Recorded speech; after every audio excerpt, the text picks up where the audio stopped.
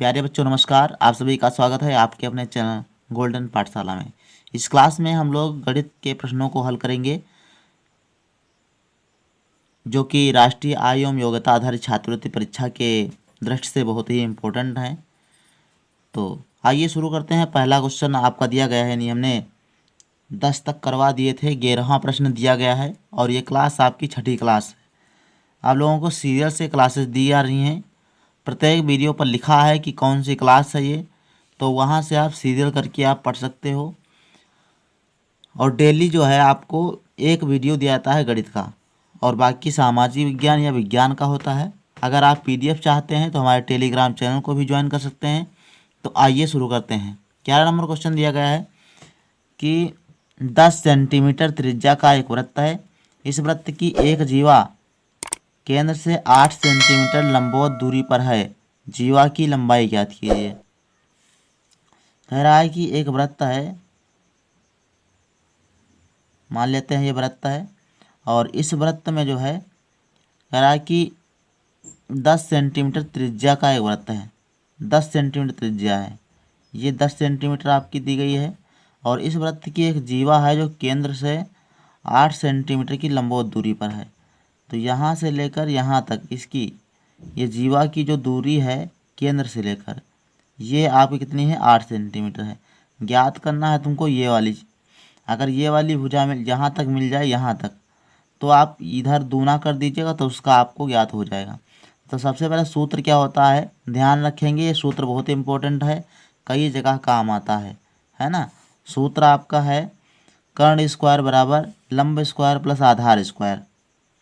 क्या होता है, कर्ण स्क्वायर बराबर लंब स्क्वायर प्लस आधार स्क्वायर। अब इसमें जो जो दिया गया है वो आप डाल देंगे और आंसर आपका हो जाएगा।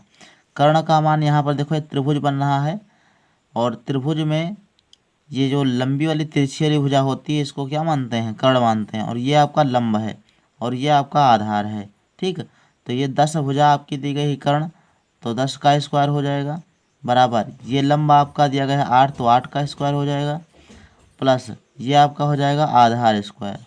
ठीक है, यहाँ से आप निकाल पाएंगे तो ये हो जाएगा आपका 10 और ये 8 नहीं 64 हो जाएगा, यानी 8 का 8 से गुणा करें तो 8 नहीं 64 हो जाएगा। 64 आप इधर लाओ बराबर किए तो कितना हो जाएगा, 8 नहीं 64 बराबर माइनस के हो गए 64 है ना। और ये आधार स्क्वायर, और इसके बराबर अगर निकालोगे तो इतने में बचेगा 36।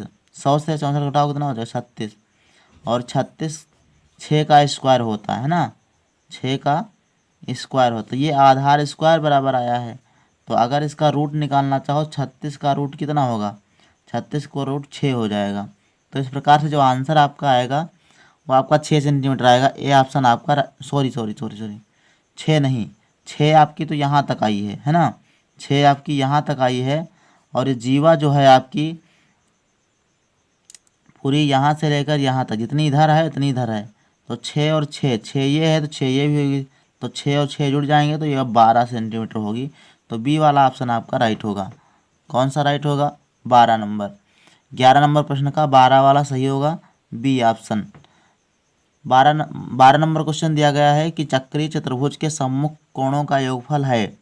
जो चक्रीय चतुर्भुज होता है जैसे कि ये बना है आपका, यही एक क्या है चक्रीय चतुर्भुज, ऐसा चतुर्भुज जो वृत्त के अंदर हो और वृत्त की परिधियों पर उसके चारों शीर्ष हों, तो वो क्या होता है, चक्रीय चतुर्भुज होता है। तो इन चक्रीय चतुर्भुज के सम्मुख कोणों का योगफल कितना होता है, तो भैया 180 होता है। सी वाला ऑप्शन राइट होगा और ये आपको रटना ही पड़ेगा। ठीक है, 13 नंबर प्रश्न दिया गया, दिए गए चित्र में CBE का मान ज्ञात कीजिए। CBE मतलब ये वाला कोण का मान ज्ञात करना है। तो सबसे पहले आप देखो, जो अभी ये वाला दिया गया है स्टेटमेंट की चक्रीय चतुर्भुज के सम्मुख कोणों का योगफल कितना होता है, तो 180 अंश होता है। तो यहाँ देख पाएंगे कि ये आपका कोण जो है ये वाला और ये वाला कोण, इस कोण के जो है ये सम्मुख कोण है चक्रीय चतुर्भुज के, तो इनके योगफल कितने हो जाएंगे, इनका योगफल 180 अंश होगा। तो आप ऐसे कर सकते हो कि कोण जो ये वाला है आपका ये आप कैसे ज्ञात कर पाएंगे। देखो 180 से 10 घटा देंगे तो आपका ये बी वाला कोण मालूम हो जाएगा, है ना। तो यहाँ पे जो है लिखा नहीं गया, ये ए है यहाँ पर, ठीक है। तो आप इसको लिख सकते हैं कोण सी बी ए, सी बी ए, कोण सी बी ए बराबर कितना हो जाएगा 180 माइनस 110। 110 ये क्यों आया है? चक्री चतुर्भुज के सम्मुख कोण कितने होते हैं? 180 अंश के होते हैं। तो अगर ये 180 से घटा दिया जाए तो ये वाला कोण मालूम हो जाएगा। तो सेम ऐसे ही 180 से 110 घट जाएगा तो कितना बचेगा? 70 बचेगा, ठीक है, 70 बच जाएगा। अब 70 देखो, ये जब 70 आपका हो जाएगा तो ये आप देखेंगे ये रैखिक युग्म है। क्या है?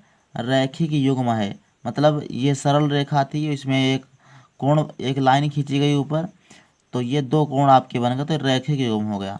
तो यहाँ से आप ये भी कह सकते हो कि एक रैखिक युग्म ये 180 अंश का कोण होता है। ये पूरा यहाँ से लेकर यहाँ तक कितना है? 180 अंश का कोण है। तो कहने का तात्पर्य यह है कि अगर हम 180 से 70 को घटा दें तो आपका ये कोण मालूम हो जाएगा। तो कोण सी बी सी बराबर हो जाएगा 180 माइनस 70, तो ये आपका 110 अंश आएगा। तो ये वाला 110 अंश ही होगा, ठीक है। तो ये ध्यान रखेंगे और बी वाला ऑप्शन आपका राइट हो जाएगा। आपको जब ऐसा कोई सवाल दिखे तो आप डायरेक्ट भी लिख सकते हो कि कोण डी जितना है उतना ही कोण ये वाला होगा, ठीक है। तो नेक्स्ट 14 नंबर प्रश्न पर चलते हैं। 14 नंबर प्रश्न दिया गया है कि 31 25 का घातीय संकेतन ज्ञात कीजिए। तो सबसे पहले आपको करना क्या होगा? 31 25 के अभाज्य गुणनखंड करना होगा। देखो ये 3 से कट जाएगा, नहीं कटेगा, इसको 5 से काटेंगे। 3 से क्यों नहीं कटेगा? 3 से संख्या तब कटती है अंकों का योगफल 3 से कट जाता है।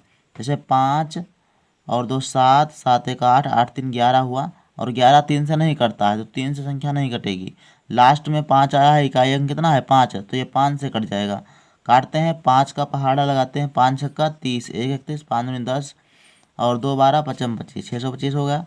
फिर इसको 5 से काटेंगे तो ये हो जाएगा आपका 5 एकम 5 और 5 दूनी 10, 55 25। एक बार फिर 5 से कटेगा ये, तो हो जाएगा 55 25, 5 दूनी 10 और 55 25। एक बार फिर 5 से काटेंगे तो 55 25 और फिर एक बार 5 से लग जाएगा तो 5 एकम 5। इस प्रकार से आप देख पाएंगे कि 5 के गुणनखंड आ गए 1 2 3 4 5। तो गुणा में 5 जो है आपका कितनी बार आया है?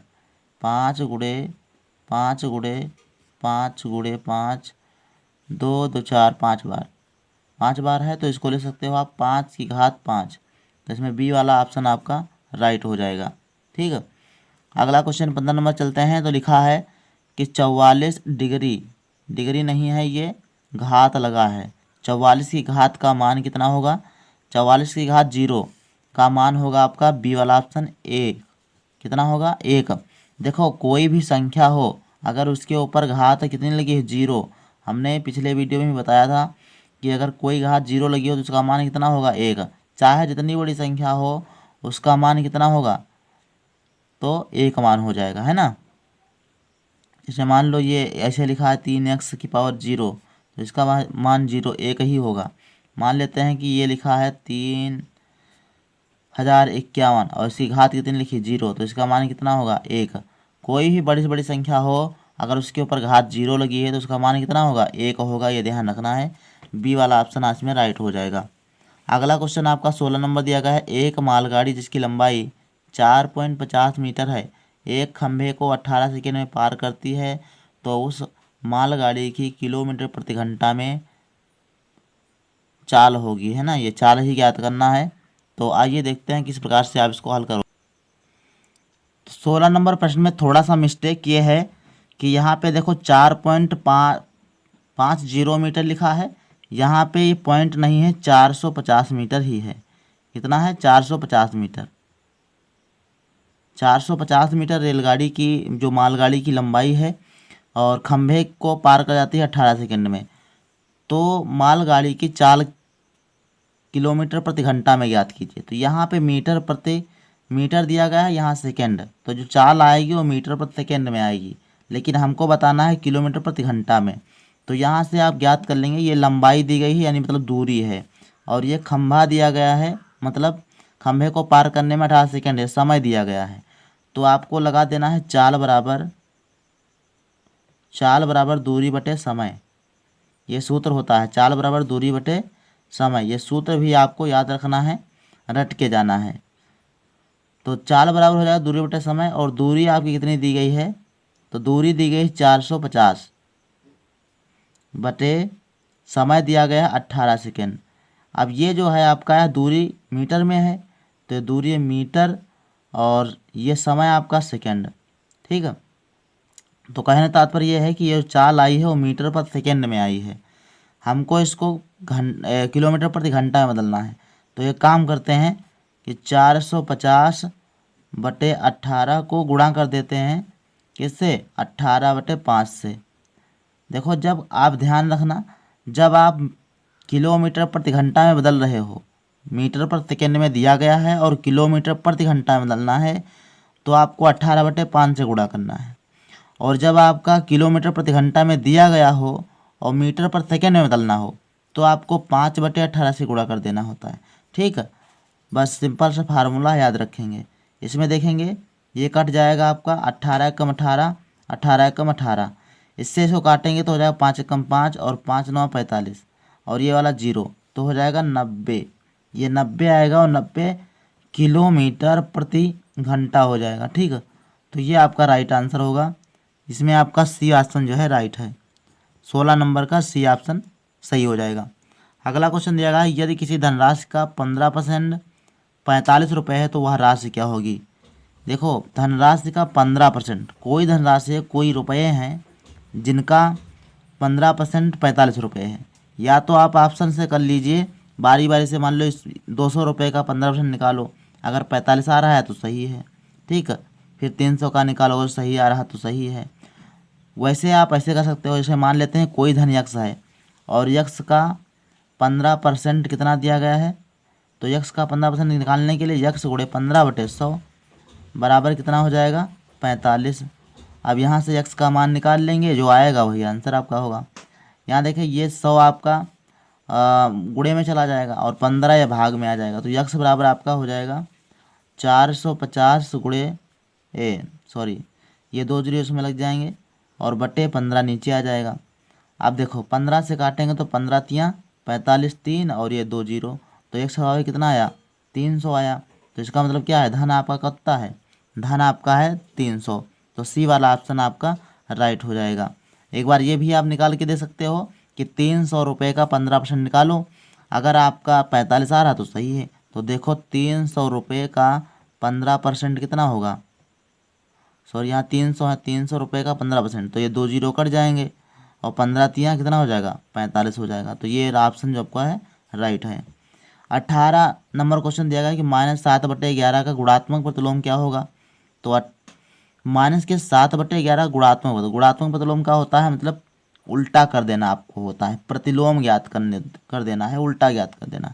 तो माइनस का रहेगा लेकिन 11 बटे 7 रहेगा, तो 11 बटे 7 माइनस का डी ऑप्शन आपका राइट हो जाएगा। गुणात्मक प्रतिलोम और योगात्मक प्रतिलोम बहुत ही आसान प्रश्न है और आते भी हैं। 19 नंबर प्रश्न दिया गया है कि 11 12 12 13 12 10 का बहुलक क्या होगा। देखो 12 इसमें देखो 3 बार आया है, ठीक, तो 12 जो है 3 बार आया तो इसकी आवृत्ति ज़्यादा हुई, ज़्यादा बार आया है तो यही आपका बहुलक हो जाएगा, सी ऑप्शन राइट हो जाएगा। 20 नंबर प्रश्न दिया गया है 20 2 अंकों की एक संख्या की दहाई का अंक इकाई के अंक से 3 कम है। कह रहा है कि 2 अंकों की एक संख्या है भैया जिसमें दहाई का अंक इकाई के अंक से 3 कम है। देखते हैं, दहाई का अंक कम है इकाई के अंक से, तो ये वाला देखो 3 कम है मान लेते हैं।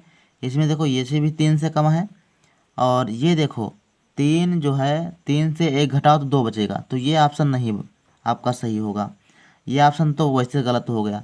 यहाँ 6 से 3 घटाओ तो 3 बचेगा, ठीक है।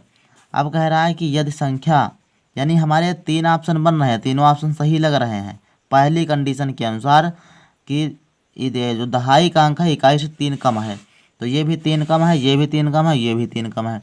अब अगली कंडीशन में क्या है, यदि संख्या के अंकों के जोड़ की 4 गुनी हो, अंकों को जोड़ के 4 गुना करना है, तो देखो अंकों का गुना जोड़ के 4 गुना करेंगे तो कितना होना चाहिए, उस संख्या के 4 गुने से बराबर हो, ठीक है।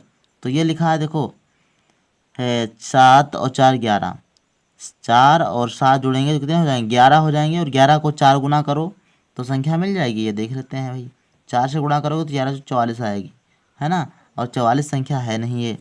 इसको अगर करें तो 2 और प्लस 5 बराबर 7 और 7 गुणे 4 बराबर 7 चौको 28। ये भी संख्या नहीं होगी, है ना। और ये देखेंगे 6 और 3 9, 6 3 9 और 9 को 4 से गुणा करेंगे तो 36 आएगी। तो ये वाली आपकी राइट संख्या हो जाएगी। तो इस प्रकार से आप सवाल लगा सकते हो। और ये आपके जो है ये आपकी छठी क्लास है, हमने 3 मॉडल पेपर के सारे क्वेश्चन करवा दिए हैं। बाकी आप लोग जुड़े रहिए और पढ़ते रहिए। इसी प्रकार से हम आपको तैयारी करवाते रहेंगे। तो मिलते हैं नेक्स्ट वीडियो में, तब तक के लिए धन्यवाद।